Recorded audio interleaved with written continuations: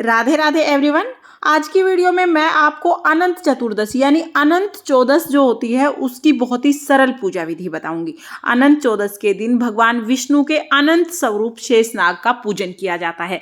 तो या तो आप मिट्टी से शेषनाग बना लें, कुछ लोग कुसा से बना लेते हैं, और अगर आप मिट्टी या कुसा से नहीं बना सकते हैं तो भगवान विष्णु के फोटो या मूर्ति के साथ जो शेषनाग है ना, आप उनका भी पूजन कर सकते हैं। तो यहाँ पर मैं तो मिट्टी से शेषनाग बना रही हूँ। और अनंत चतुर्दशी या अनंत चौदस भाद्रपद माह के शुक्ल पक्ष की चतुर्दशी को कहते हैं। इस दिन व्रत और पूजन करने से अनंत गुना फल की प्राप्ति होती है और इसी दिन भगवान गणेश जी का विसर्जन भी किया जाता है।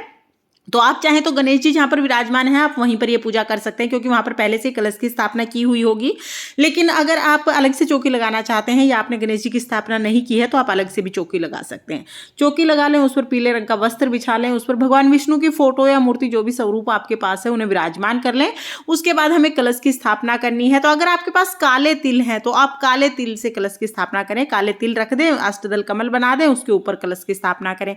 लेकिन अगर आपके पास काले तिल नहीं है तो आप यहाँ पर चावल भी ले सकते हैं। तो यहाँ पर मैं काले तिल से अष्टदल कमल बना दूंगी। और अनंत चतुर्दशी का व्रत भी बहुत ही सरल तरीके से किया जाता है। पूरा दिन व्रत करते हैं, शाम के समय जब चंद्रमा उदय होते हैं तो चंद्रमा को अर्घ देके फिर हम खाना खा लेते हैं। शुद्ध सात्विक भोजन एक समय कर सकते हैं।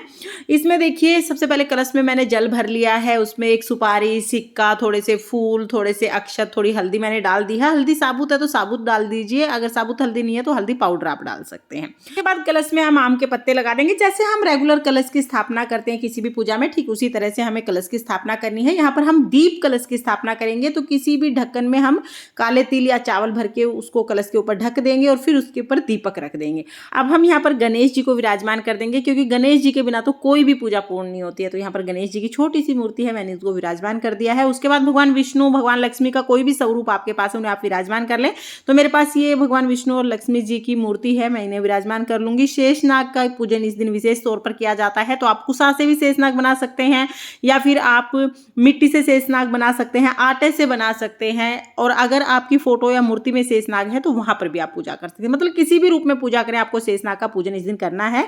अनंत हमें बनाना होता है। अनंत का डोरा आपको बाजार में भी मिल जाएगा, वहां से भी ले सकते हैं, या आप खुद भी अनंत 14 गांठ लगा के बना सकते हैं।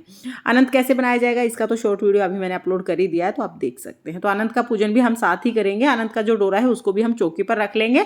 इसके बाद हम पूजा शुरू करेंगे। तो पूजा में सबसे पहले हम शुद्धिकरण करते हैं, यानी भाव रूप में सभी को स्नान कराते हैं। तो यहाँ पर जल के छींटे लगाकर हम सभी का शुद्धिकरण कर लेंगे। देखिए अनंत चतुर्दशी के दिन कलश की स्थापना करना अनिवार्य होता है। हम दीपक को प्रज्वलित कर लेंगे। उसके बाद वस्त्र स्वरूप सभी को हम कलावा समर्पित कर देंगे। तो यहाँ पर सबसे पहले गणेश जी को कलावा समर्पित करेंगे। उसके बाद जो भी देवी देवता चौकी पर विराजमान है सभी को हम कलावा समर्पित कर देंगे।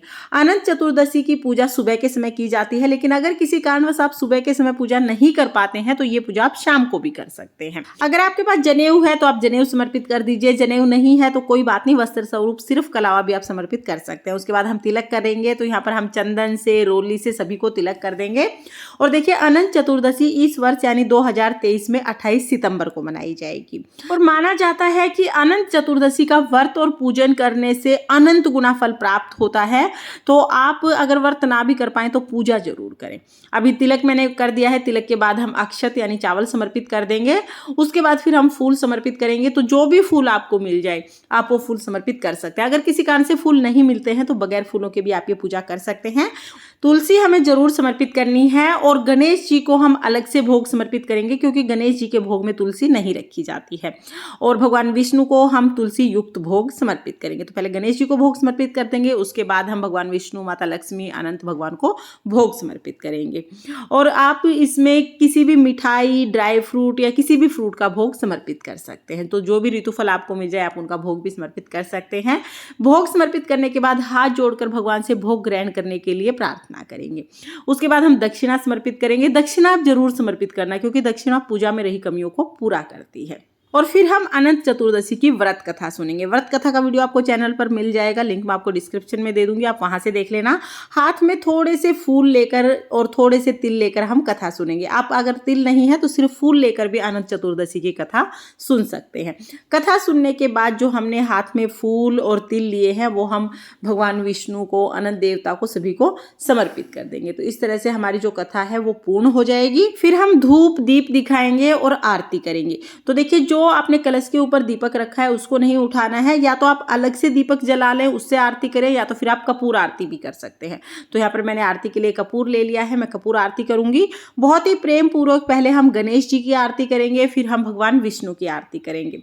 आरती करने के बाद हाथ जोड़कर पूजा में रही कमियों के लिए स्माय याचना करेंगे और अपनी मनोकामनाओं को पूर्ण करने के लिए भगवान से प्रार्थना करेंगे। और आरती करने के बाद जो अनंत का डोरा है वो हमें अपने हाथ में बांधना है। तो महिलाएं अपने लेफ्ट हैंड में यानी उल्टे हाथ में इसको बांधती हैं और पुरुष अपने सीधे हाथ में यानी राइट हैंड में बांधते हैं।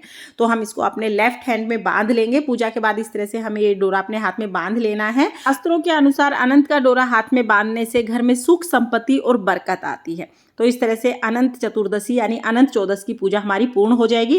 पूजा के बाद जो जल का लोटा है वो सूर्य देवता को अर्घ दे देंगे और जो भी हमने भोग प्रसाद चढ़ाया है वो घर में सभी सदस्यों को प्रसाद स्वरूप हम बांट देंगे। अगर आपने सुबह के समय पूजा की है तो शाम के समय भी इस चौकी पर दिया जरूर जलाएं, आप दिया जला के आरती करें। और ये जो चौकी है ये इस अगले दिन हमें उठानी है। तो जब आप चौकी उठाएंगे तो जो कलश है उसका जल आप पहले घर में छींटे लगा दें, उसके बाद पौधों में आप डाल दें और जो आपने अगर मिट्टी से शेषनाग बनाए हैं तो आप उनका विसर्जन कर दें। फ्रेंड्स, अनंत चतुर्दशी की ये छोटी सी सरल पूजा विधि आपको कैसी लगी कमेंट करके जरूर बताना। और अगर ये वीडियो आपको पसंद आई हो, वीडियो अगर आपके लिए थोड़ी बहुत भी यूजफुल हो तो प्लीज़ वीडियो को लाइक कर देना। और हम महिलाएं घर में तीज त्योहार कैसे करते हैं ये देखने के लिए मेरे चैनल को सब्सक्राइब कर लेना। फिर मिलते हैं किसी और वीडियो के साथ, तब तक के लिए जय श्री कृष्णा, राधे राधे।